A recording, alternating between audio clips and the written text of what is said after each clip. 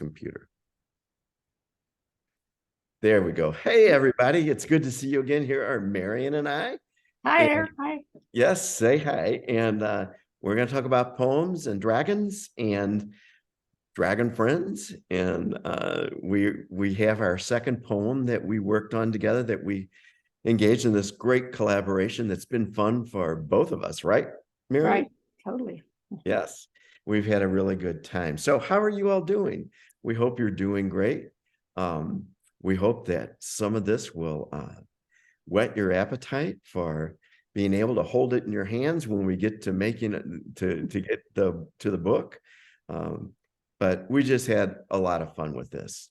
And I think it's especially cool, Marian, that today this is 2 days before actual Earth Day. April the 22nd is Earth Day. So this is 2 days before Earth Day. This is Earth Week. And it's also, and I didn't even mention this last week, I, of all people, the former English teacher, should have remembered this, that April is National Poem Month. Oh, no. Really? And we always celebrated it at school when I was teaching at school and everything. Yes. So it's National Poem Month too. So we shared one last week. We'll share one today. And we were always encouraged. The National Poem Month people always encouraged English teachers to carry a poem with them in their pocket, their favorite poem with them in their pocket for the month of April to have. Okay. Yeah, I never did that, but that was okay.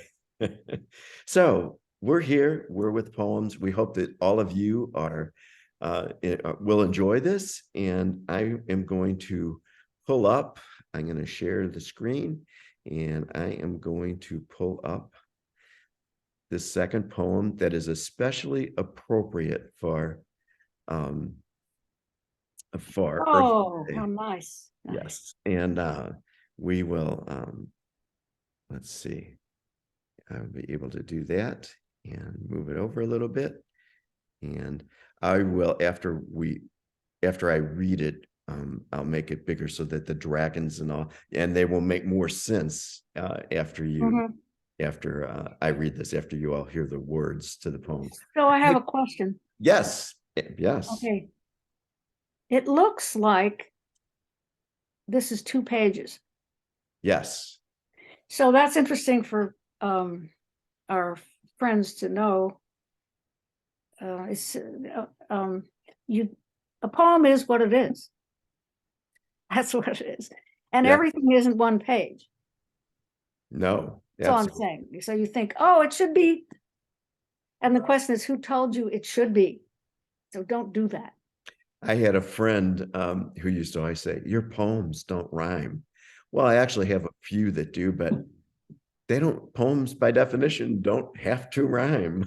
One of the old romantic poets, Samuel Taylor Coleridge, said poetry is the best words in the best order. That's what poetry is. So we're going to read this and then look at a more close-up view of the dragons and friends.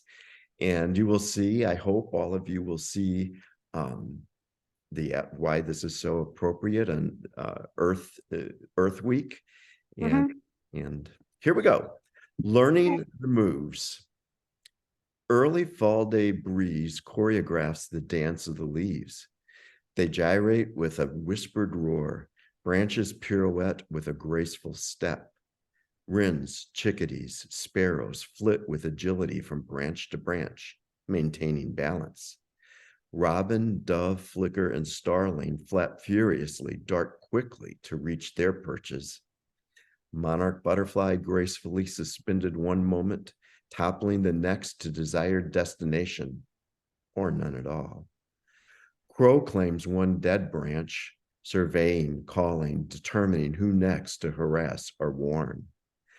Red-tailed hawk soars, mastering the dance created by the breeze, empowered by the windy score and following his bliss.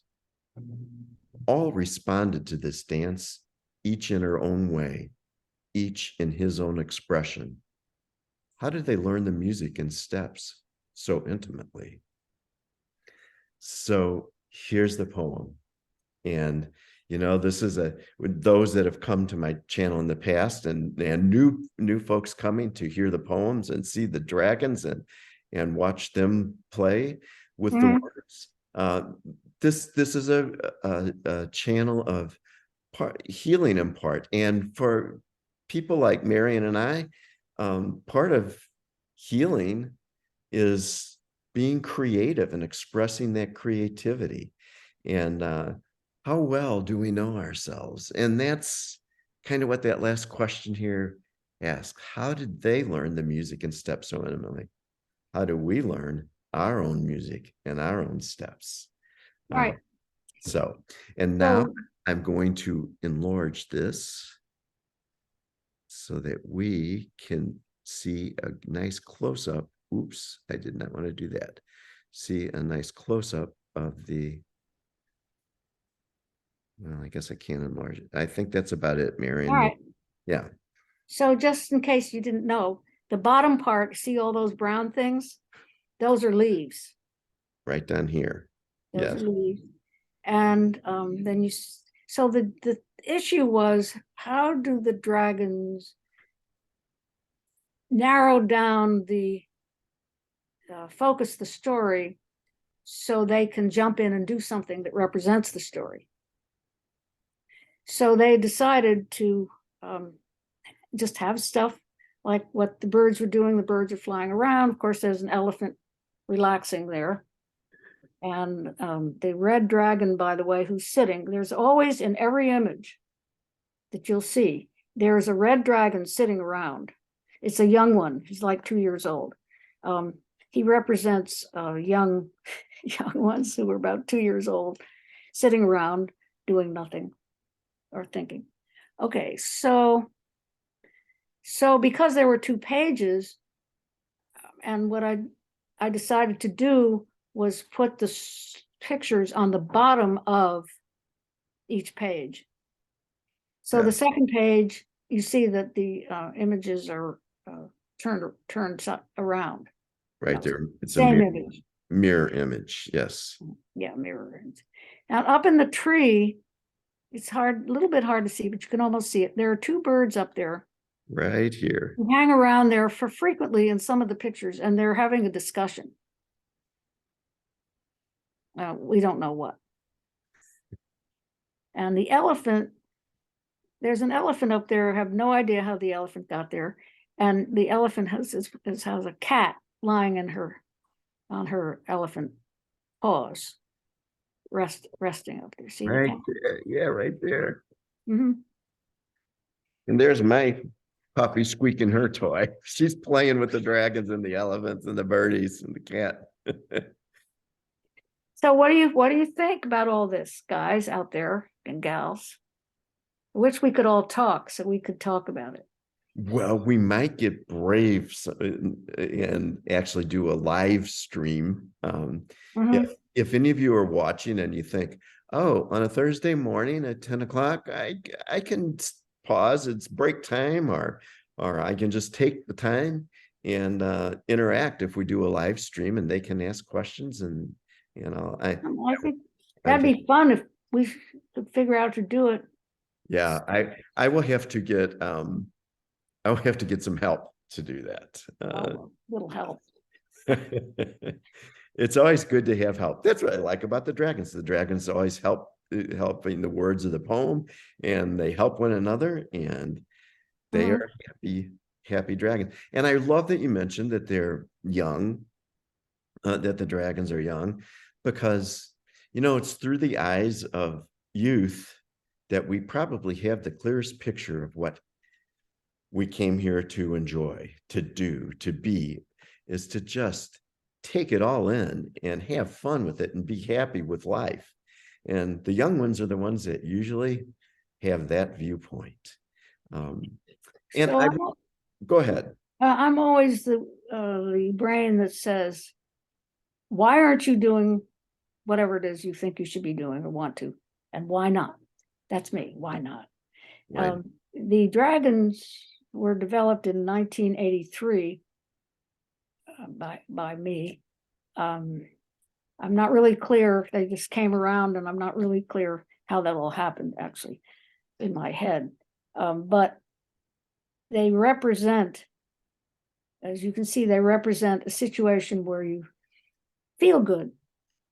And what we think of is, when we think about the children, the 3, 4, 5-year-olds, 6-year-olds, we wish or we hope that they have curiosity and they're enthusiastic and they're not bombarded with watching the news or something. And if and as we get older, then we're told, well, you really shouldn't do that. You shouldn't do that. That's something. And then the kids sort of stop, or they're worried about stuff. So what's happened in this situation, the dragons seem to be still, they're basically 6 years old or 4 or 5 years old, and occasionally there's a young one like the little red dragon down there. So be able to be confident, try to be confident that your work, so I'm talking to you, is good. It's good. It might be even very good. So I'm telling you that your work is very good, even though we haven't seen it, and don't quit. Well, thank you. So that's where my message always shows up. Yeah, and again, I just love how it all has worked together.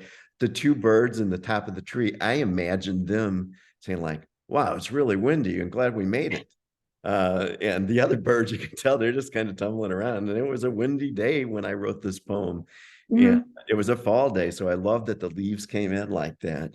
And the other thing, and one of the questions that I had in my mind, one of the thoughts that I had as I was writing this and in the times that I revised it, was how do I relate to nature, to what's going on, whether it's a windy, blustery day or a hot, sweltering day or whatever? How do I relate to nature? Because each one of these images here, each of the birds, the elephant, I love the elephant. Well, he's just being an elephant. So, the question is, who are we? Who am I naturally, by nature? What is my authentic self? And am I being my authentic self in this world, and relating to nature teaches us so much.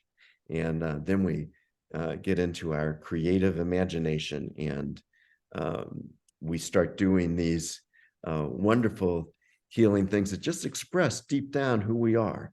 The dragons for you are part of who you are, and the words for me are part of who I am.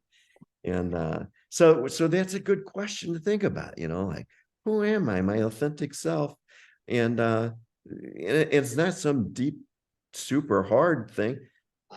How do I just be me? And that's what the young ones do. I have a question. When That's you ask the question, who am I, my authentic self? Rather than saying, I am who I am, my authentic self. Because if you ask the question, does that require an analysis?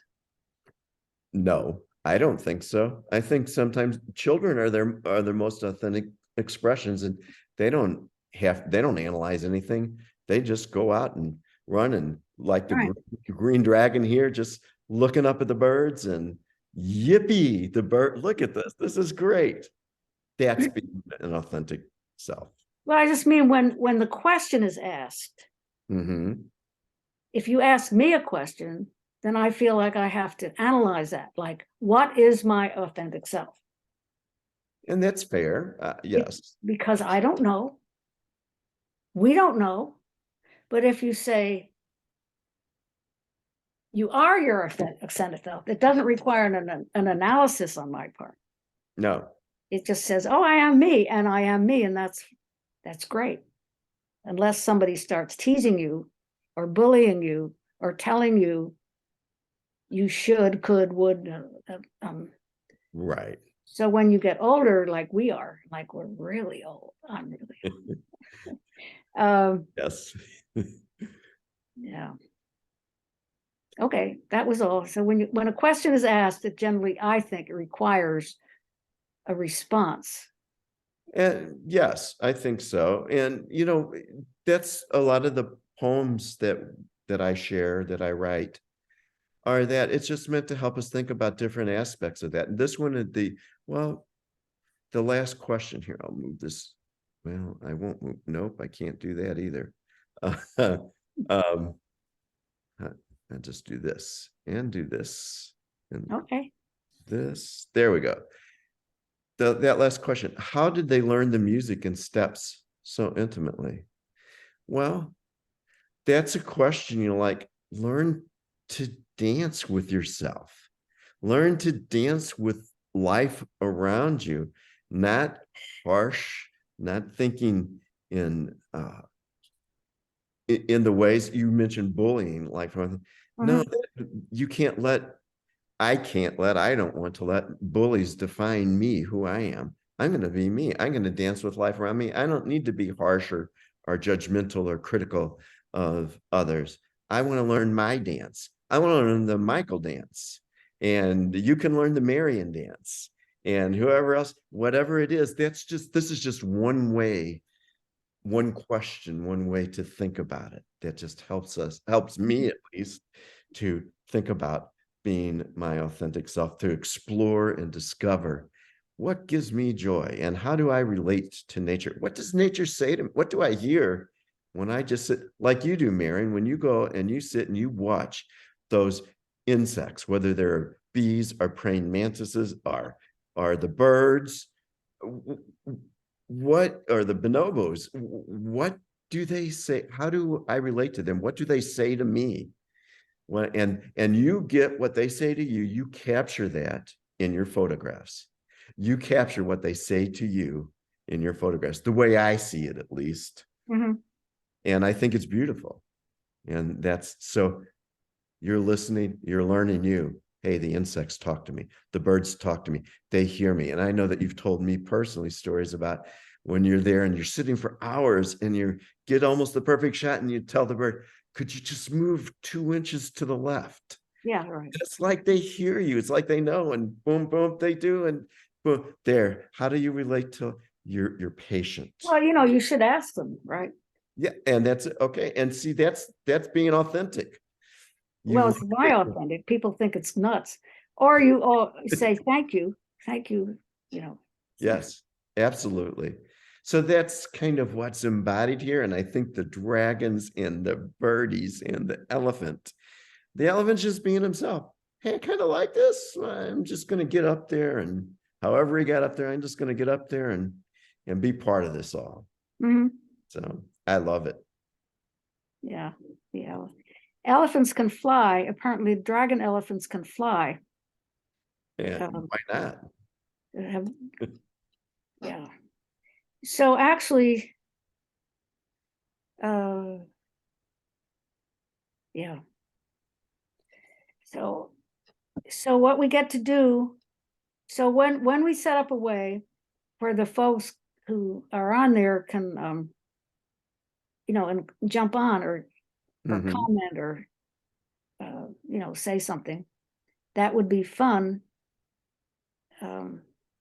Over several issues. One is how do you, and what allows your brain to collaborate, for example, which is what we're doing. And how does that happen? If you you have to like each other, what is required before people can collaborate? Can you discuss that a little bit? Well, yeah, I think you asked an important question. Do you have to like each other? I don't know how much you have to personally like one another. I think it's important. For me, anything I do would be important. That would be an important thing. So when I taught, a lot of teachers would say, well, we're not here to be those students' friends. And my response to that is, I spend all this time with students for a year, sometimes more if I have them 2 years in a row or 3 years in a row. I spend all this time with them.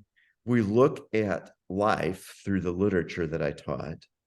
I have been with students, when they cry over it, when they laugh over it, when they share it with everybody else in class, I'm like, I don't know, but I think that might be the definition of friendship, at least part of it. So to collaborate, yeah, I think it's important to like one another, and not, you might not totally agree about everything, but you never do anyway.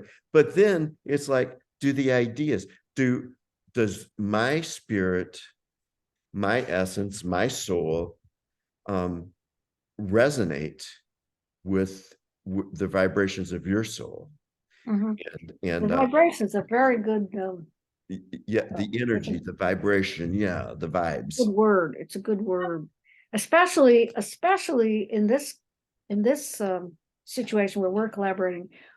This is not about that. We're not doing. Nobody has money that's included in the deal that we're collaborating for. We're No. not. You're not paying me, and I'm not paying you. Right now, it's not about that. So sometimes, if you're collaborating because you're going to publish a book and I'm going to get $15,000, puts a whole difference. It's not fun. It's not fun. Right. So Well, that's a really good point. the, Yes. in this particular case, we just wanted to.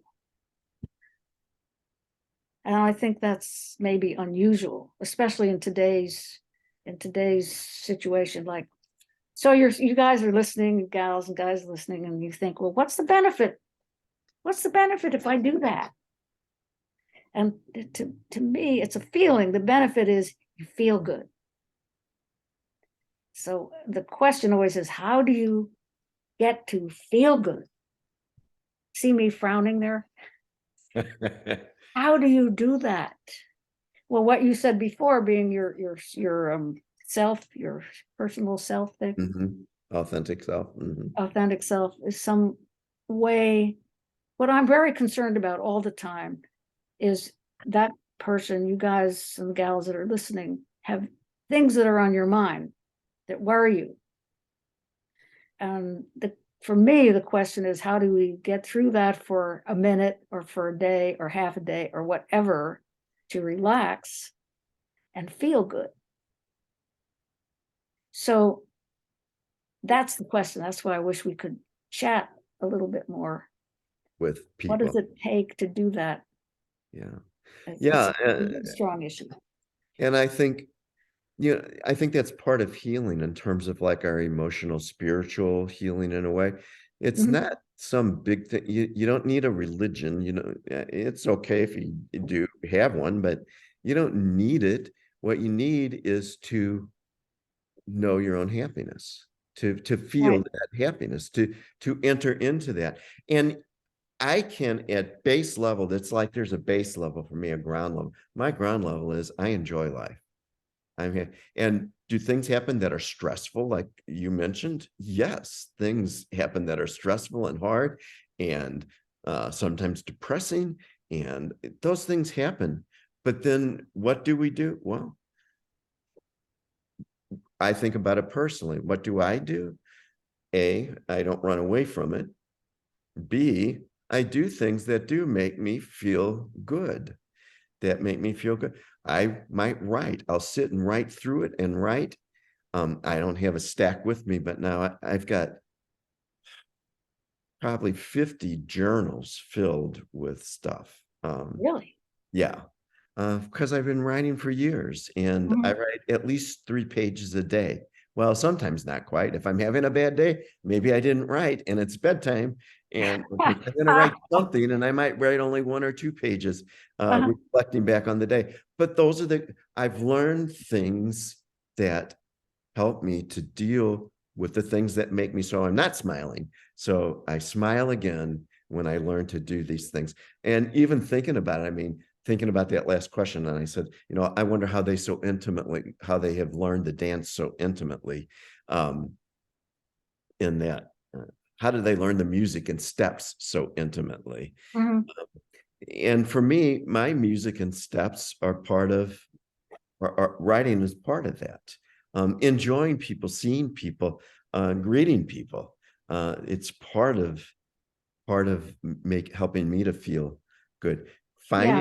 Finding good music or good pictures like you have done, that your pictures.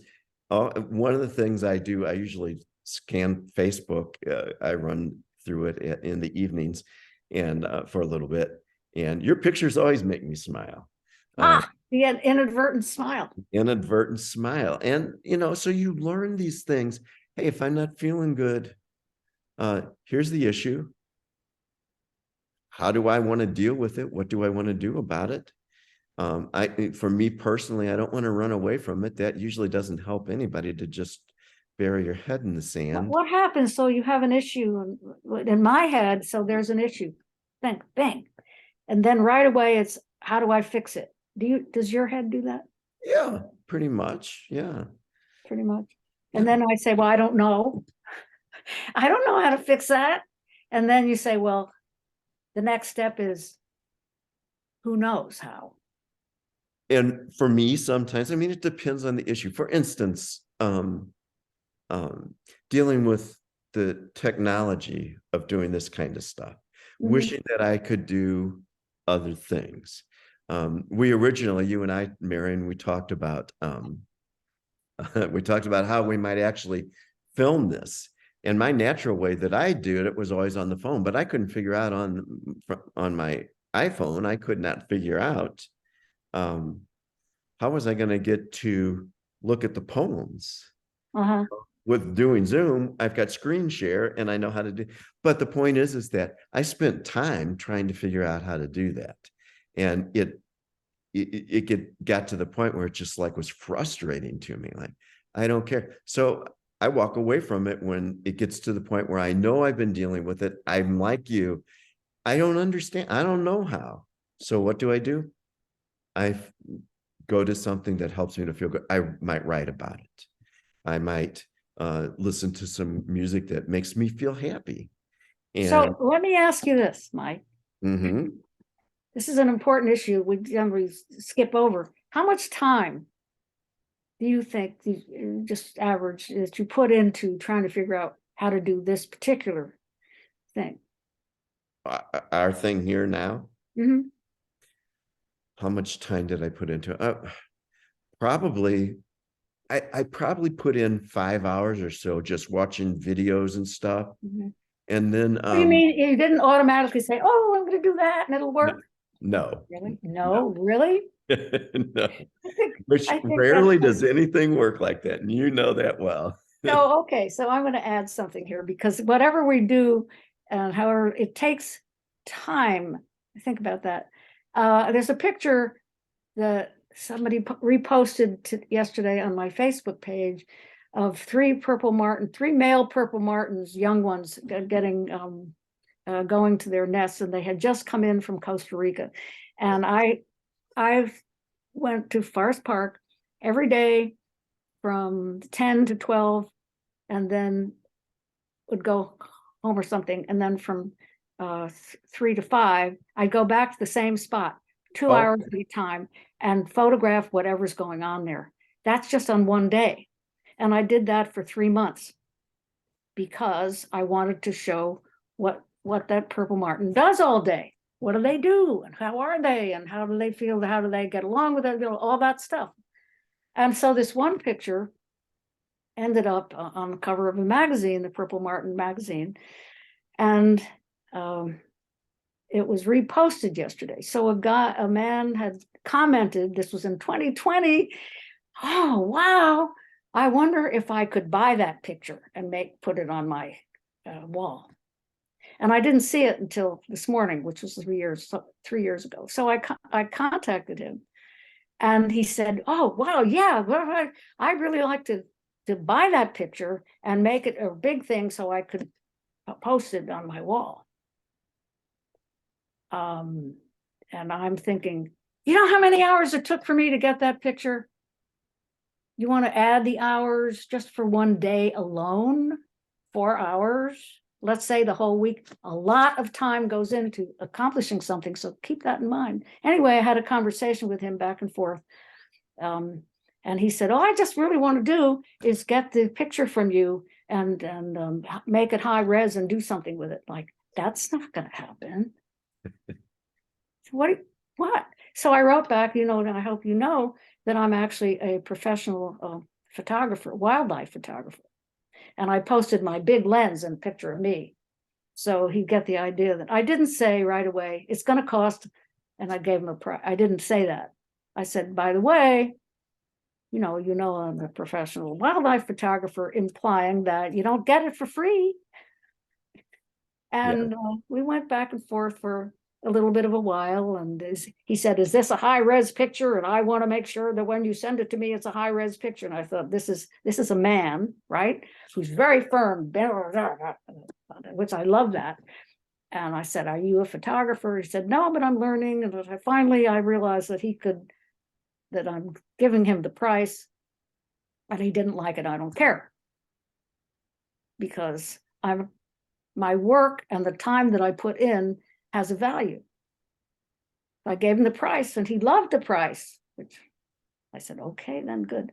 The point is, of course, thank you for listening, is that when you do something, it takes time, usually.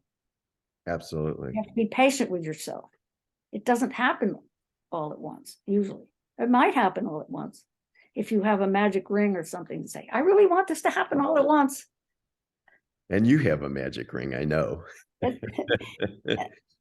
So yes, you're right. It absolutely is.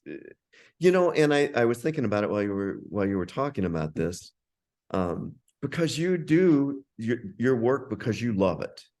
You're absorbed in it. You're engaged. And ultimately, whether it happens now or whether it happens later, the things that you desire, as long as the intent is clear, the things that you desire are going to be, gets back to that energy and the vibrations. They're going to be drawn back to you. To end the example with me trying to figure this, how we would do our videos here. Right.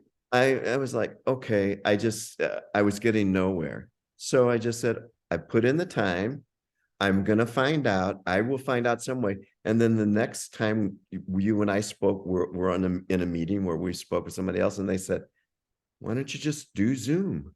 You can just share the screen. And I'm like, well, there's a solution. I wondered about it, but I thought, well, it might not be good enough. And here was somebody who was a professional in that field of videography. And he said, just use Zoom. It's great. It'll work fine for you. And I love what you just said, other than I might not be good enough. Oh, okay. Okay, it might not be good enough. Yeah. And I say to you, who says that? Right. Well, and that was my own doubtings. That was my own ego saying it might not be. I love that. Yeah. Really? Yeah. Did somebody say it might not be? How do we know it's good enough? Yeah. And we don't, except for when it comes down, we chose, we're doing it. And so it's great. I say it's good enough. I say not only is it good enough, I think it's exactly right. I can only say that because I learned that along, 2 years ago. It's good enough. It's fine. You don't like it, you can turn it off. See. So we can say that to ourselves if we are strong enough. And that's part of healing. B, that's part of you being your authentic self.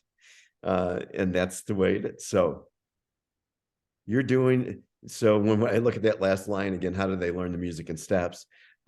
You're doing that's the Marian dance right now. That's beautiful. It's good enough. Nobody needs to tell you it's not good enough. It's good enough. And so we each have our my puppy is playing with her toy. We each have our dance that we learn. We each have our ways to learn to relate to what's all around us, just like the dragons and the leaves and the birds and all of it. I think the idea of having confidence in your work is so important. So I say it's good. I say it's good. Other people say, well, nobody's buying it, nobody cares. I showed it. Blah, blah, blah. I believe in my work. I say it's good. You don't like it? It takes, I think the 12-year-olds who are watching know how to say that already. I hope so. If we had 12-year-olds on here, we could ask them, Yes. but okay. Okay. Well, is there anything else today? I don't know. The dragons are working on another poem. Yes, they which are. requires a bird's nest. And also the drawing is going to go on the right side of the poem because the text doesn't go all the way over to the right side. Yes, sometimes So they're going to wrap themselves around the whole poem. I yeah, won't like tell you the yeah. secret of which poem it is, Yeah. but it requires a bird's nest, and a mom bird is coming flying in to feed the babies, and they're all in there with their beaks open. That's part of the drawing. And remember, whenever you see one, there that red dragon who's sitting around on the bottom, he's a little overweight too, by the way.